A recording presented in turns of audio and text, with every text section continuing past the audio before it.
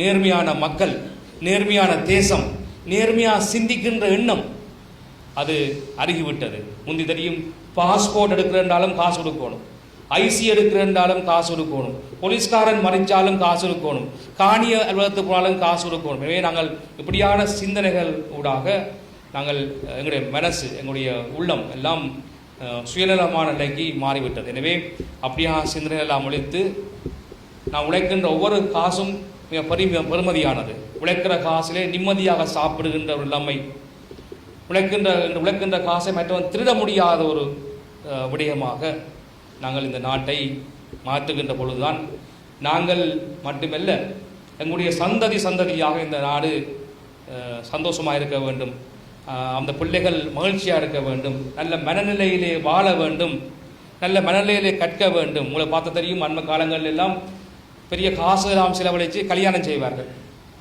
1000 பேரை கூப்பிட்டெல்லாம் கல்யாணம் செய்வார்கள்.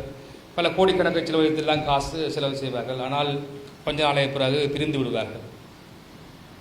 இன்றைக்கு அண்மைய இலங்கை மத்திய வங்கியின் ஆய்வை எடுத்து பார்த்தோம் என்று சொன்னால் கிட்டத்தட்ட ஒரு நாளைக்கு 400 டைவர்ஸ் கேஸ் என்கிற அளவுக்கு இந்த வீதம் இருக்குது. ஏனென்று சொன்னால் அவளுக்கு வாழ தெரியவில்லை, குடும்பங்களாக சேர்ந்து வாழ முடியவில்லை, கணவன் மனைவியாக வாழ முடியவில்லை, மதித்து வாழ முடியவில்லை.